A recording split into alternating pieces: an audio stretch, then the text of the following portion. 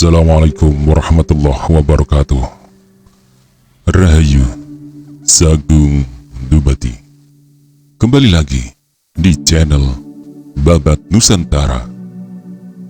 Pada kesempatan kali ini akan menceritakan Gajah Mada seri keempat, Perang Bubat, bagian ke-36.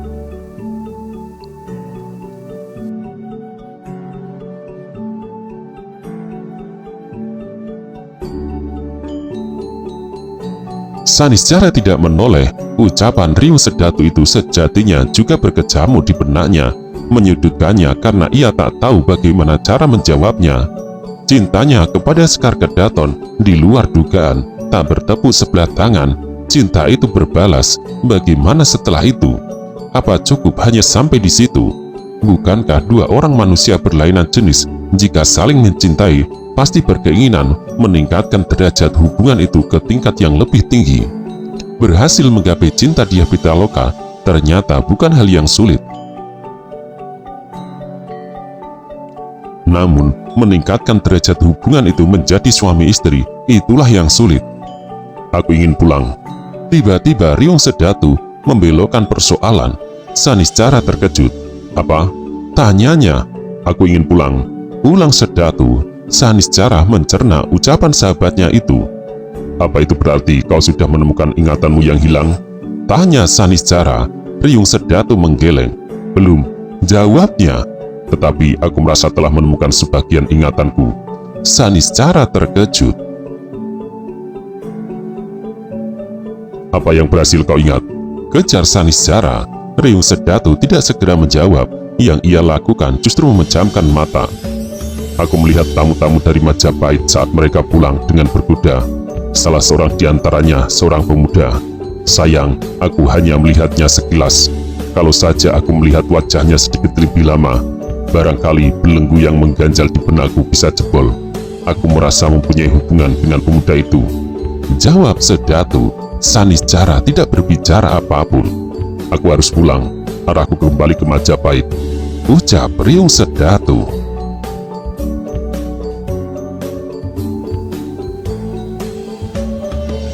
Sang waktu bergerak menampaki kodratnya. Tidak ada yang mampu menghadang lajunya.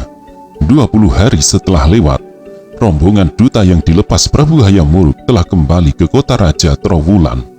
Orang yang paling berkepentingan dengan kepulangan Patih Maduratna adalah Ibu Suri Sri Gitarja Tribuana Tunggadewi Jaya Wisnuwardani dan suaminya.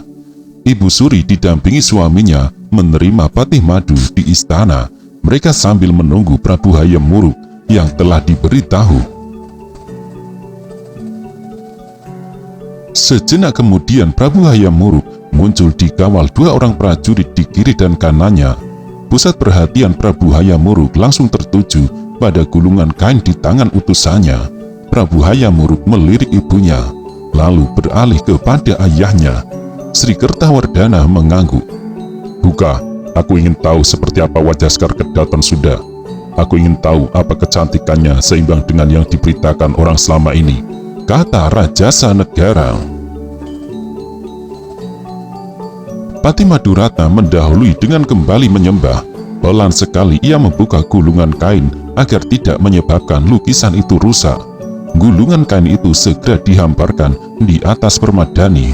Jika Prabu Hayam Wuruk mempersoalkan apa kecantikan Dyah Pitaloka seimbang dengan yang digunjingkan orang, dugaan itu salah. Yang benar, Dyah Pitaloka memiliki kecantikan bidadari. Hanya Dewi Tara yang bisa menandingi kecantikannya. Tertegun Prabu Hayam Wuruk, ia tak mampu berbicara begitu melihat lukisan itu. Gambar yang sangat hidup itu menyebabkan telinganya mendenging keras. Denging itu belum juga hilang ketika Prabu Hayam Wuruk bergerak mendekat untuk bisa melihat dengan lebih jelas lukisan itu. Ketika Prabu Hayam Wuruk berniat menyentuh lukisan itu, muncul keraguan luar biasa. Prabu Hayam Wuruk cemas sentuhan tangannya akan menyebabkan kecantikan gambar itu hilang. Berbawa kecantikan yang luar biasa itu juga menyebabkan Ibu Suri Sri Gitarja yang amat berkepentingan menemukan jodoh yang tepat bagi anaknya terhenyak.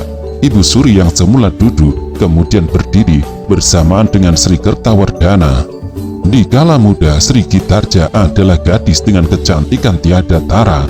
Namun lukisan di depannya menumbuhkan pertanyaan, apa ia pernah lebih cantik dari anak Prabu Maharaja di Sunda Galuh itu? Patih Maduratna tersenyum. Ia sudah menduga Prabu Hayam Wuruk kali ini akan bersikap berbeda. Jika semula semua gambar para gadis tercantik anak para raja di seluruh wilayah bawahan Majapahit tidak ada yang membuatnya berkenan, kali ini Prabu Hayam Wuruk pasti kebingungan. "Patih Madu," ucap Prabu Hayam Wuruk. "Hamba Baginda," jawab Patih Madu sigap, dan siap menjawab semua pertanyaan yang akan diberikan raja dan orang tuanya. "Tinggalkan tempat ini," ucap raja. Patih Madu terkejut karena yang disampaikan raja sama sekali tidak seperti yang ia duga. Patih Madu mengira raja akan mengajukan banyak pertanyaan, ternyata tidak. Patih Madu bergegas menyembah dan meninggalkan ruangan itu. Sepeninggalan Patih Madu bukan berarti ruang itu pecah dari keheningan yang datang menyelinap. Senyap yang terjadi bahkan makin menjadi. Prabu Hayam Wuruk jarang bingung menghadapi keadaan macam apapun. Namun menghadapi lukisan itu, ia bingung, kakinya gemetar, tangannya yang saling merapat juga gemetar. Keringat dingin membasahi telapak tangannya. "Bagaimana anak Mas Prabu?" bertanya ibunya. Prabu Hayam Wuruk menoleh. "Ibunda Suri," Prabu Hayam Wuruk menjawab, "hamba bersedia setelah melihat lukisan ini. Hamba tak menyimpan keraguan sama sekali. Lihatlah ibunda, betapa cantik Dyah Pitaloka. Hamba yakin kecantikan dan kelembutan Dyah Pitaloka tak hanya ada di luarnya, tetapi cantik dan lembut pula hatinya. Mohon ibunda berkenan mewujudkan apa yang hamba impikan itu dengan mengirim utusan ke Sunda Galuh guna melamarnya." Ibu Suri Sri Gitarja Tribuana Tunggadewi Jaya Wisnuwardhani mendekat dan memeluk anak lelakinya yang sangat dibanggakannya itu. Sri Kertawardhana tersenyum. Sebagai ayah, Sri Kertawardhana berkewajiban mengiringi perjalanan hidup anaknya sampai bertemu jodohnya. Kepulangan Patih Maduratna yang disusul keputusan Ibu Suri Sri Gitarja akan kembali mengirim duta ke Sunda Galuh dengan segera menjadi kunjingan.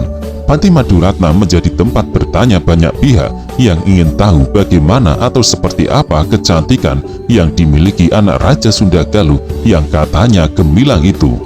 Semua pertanyaan itu tidak perlu merepotkan Patih Madu dalam menggambarkannya karena Ibu Suri Sri Gitarja memberi perintah untuk memajang lukisan cantik dan indah itu di depan Balai Witana di Tata Kerambat Balai Manguntur. Yang bisa diceritakan Patih Madu hanyalah sisanya, yaitu tentang bagaimana sulitnya medan yang harus ditempuh untuk bisa sampai ke Sunda Galuh, bagaimana bentuk istana Surawisesa, bagaimana cara berpakaian dan adat istiadat setempat, bagaimana sikap raja dan ratu dalam menerima kedatangannya. Sungguh makanan macam apa saja yang disajikan, dan yang paling heboh adalah bagaimana suguhan hiburan gamelan serta tari. Ketika Patih Madu bercerita tentang Kanuruhan Gajah Enggon yang tidak bisa menari gaya Sunda, semua yang menyimak penuturan Patih Madu itu tertawa. Namun tak semua cerita selalu ceria. Jika ada yang merasa resah, itulah Kuda Swabaya yang mendapat kesempatan pulang untuk bertemu dengan ayahnya. Bukan soal kakaknya yang lenyap yang menjadi sumber keresahannya, akan tetapi sosok yang diceritakan Podang Salisir.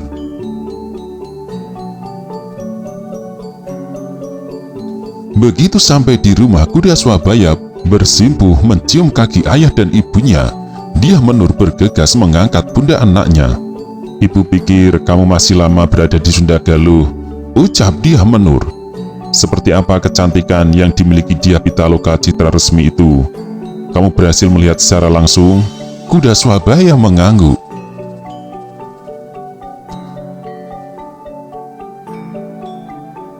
"Tak salah berita yang terbawa angin itu," Jawab kuda Swabaya. Dyah Pitaloka benar-benar memiliki kecantikan yang gemilang. Menurutku hanya Dewi Darsanala yang bisa menyaingi kecantikan Dyah Pitaloka.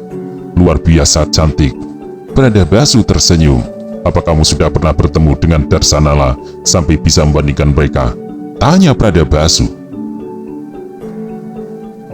Kuda Swabaya terdiam. Pertiwi yang ikut menyimak tidak bertanya apapun. Pertiwi menyimak semua rasa ingin tahunya dalam hati. Hal yang menyangkut Prabu Hayam Wuruk selalu membuat hatinya gundah gulana. Namun Pertiwi sangat sadar memimpikan Prabu Hayam Wuruk benar-benar tidak masuk akal. Karena begitu cantiknya ayah, jawab kuda Swabaya.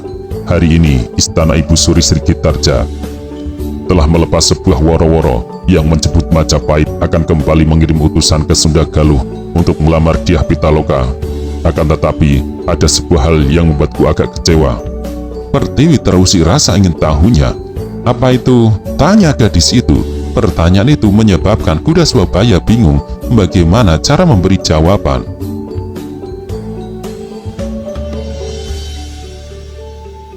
Apa yang aku resahkan? Kuda Swabaya berkata. Mungkin sudah menyangkut rahasia negara. Maafkan aku terpaksa bercerita kepada ayah saja. Pertiwi dan ibunya mengangguk tanpa harus merasa tersinggung sebagai keluarga prajurit. Keluarga itu harus tahu persis tentang adanya hal-hal khusus yang menjadi rahasia negara. Ayo Pertiwi, kita ke dapur, kita memasak, kata ibunya sambil merangkul anaknya. Berdua dengan ayahnya, kuda Swabaya mencurahkan sebagian beban rahasia yang sangat mengganggunya. Rahasia apa? Tanya Pradabasu. Kuda Swabaya mendahului dengan menghirup tarikan nafas berat. Putri Dyah Pitaloka menurutku memang memiliki kecantikan yang luar biasa. Tak ada tandingannya. Kecantikan Sekar Kedaton Dyah Pitaloka Citra Resmi itu bisa menjadi jelek jika terjemahkan oleh pelukis yang tidak mampu memindahkan kecantikannya. Hal itulah yang terjadi pada Podang Salisir. Jawab kuda Swabaya.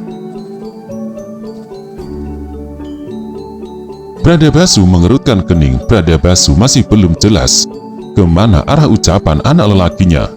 Ketidakmampuan Pedang Salisir sebagian besar karena ia melihat di keputren istana Surawisesa sudah ada lukisan Sekar Kedaton. Lukisan itu dibuat jauh lebih indah, jauh lebih hidup, menyebabkan pelukis bawaan Paman Maduratna tak mampu berbuat apa-apa. Lukisan indah itulah yang kemudian dipinjam dan sekarang sedang dipamerkan di Bali Manguntur. Kuda Swabaya melanjutkan.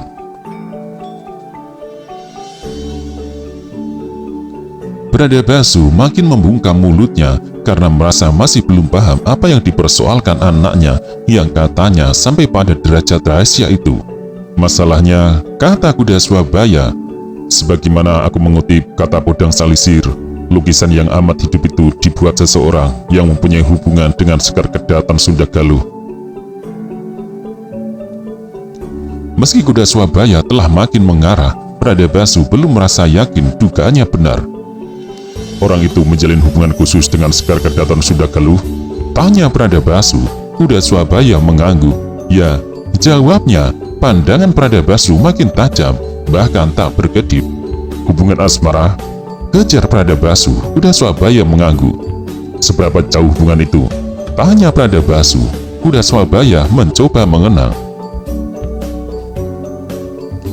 Saat itu, aku dan Podang Salisir memperoleh kesempatan untuk berkeliling, melihat dari dekat keadaan kota Raja Sunda Galuh. Di tepi sebuah telaga, yang belakangan aku tahu telaga itu bernama Jalatunda, Podang Salisir tertarik melihat seorang laki-laki sedang melukis. Podang Salisir meminta diturunkan di tempat itu, dan melihat kenyataan betapa amat indah lukisan itu. Lukisan seorang gadis yang jelita. Ketika Podang Salisir menanyai orang itu, ia tidak mau menyebut nama gadis yang dilukisnya. Ia hanya mengatakan latar belakang lukisan itu adalah perasaan cintanya. Esoknya, Podang Salisir terkejut saat bertemu dengan Dyah Pitaloka. Ia segera ingat wajah itu yang dilukis orang di tepi telaga Jalatunda. Lukisan itu esok harinya sudah berada di keputren Surawisesa. Bukankah itu berarti telah terjalin hubungan khusus antara pelukis dan yang dilukis? Ucap Swabaya. Pradabasu akhirnya memahami penuh apa yang menyebabkan anak lelakinya itu gelisah. Kegelisahan itu masuk akal. Prabu Ayamuruk akan melamar gadis yang sedang menjalin hubungan asmara dengan orang lain? Tanya Pradabasu. Benar, jawab anaknya. Kegelisahan kuda Swabaya akhirnya berpindah menjadi kegelisahan Pradabasu. Ada yang ia rasakan tidak seharusnya. Sebuah pertanyaan segera menyeruak di benak mantan Bayangkara Pradabasu. Tahukah Raja Sundagalu bahwa anak gadisnya sedang menjalin hubungan dengan seseorang? Akan ada utusan yang dikirim ke Sundagalu lagi? Pradabasu kembali bertanya. Ya, jawab kuda Swabaya. Sampaikan kepada Gajah Inggon, aku akan ikut. Dan jangan kuceritakan masalah Dyah Pitaloka itu kepada siapapun. Kamu sudah terlanjur bercerita kepada orang lain? Tanya Pradabasu. Tidak, ayah, jawab kuda Swabaya. Bagaimana dengan Podang Salisir? Apakah ia bisa menjaga mulutnya? Atau ia terlanjur bercerita kepada orang lain? Tanya Pradabasu lagi. Tidak, jawab kuda Swabaya. Podang Salisir justru memintaku agar jangan bercerita kepada siapapun.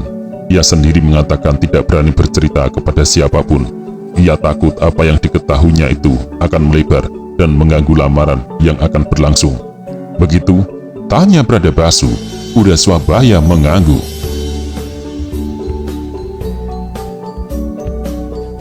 Dalam beberapa hari terakhir, Pradabasu tergoda oleh keinginan untuk menempuh perjalanan lagi. Hal itu telah ia utarakan kepada istrinya, Dyah Menur Hardiningsih, merasa maklum dan tidak mencegah. Bagaimanapun juga, hilangnya sang prajaga telah membuat kehidupan rumah tangga mereka tidak tenang. Tak ada sang prajaga yang mampu menghitung dengan cepat benda apapun yang disebar berserakan, menyebabkan rumah itu terasa tidak lengkap. Apalagi kepergian sang prajaga dilatari sebuah kesalahpahaman.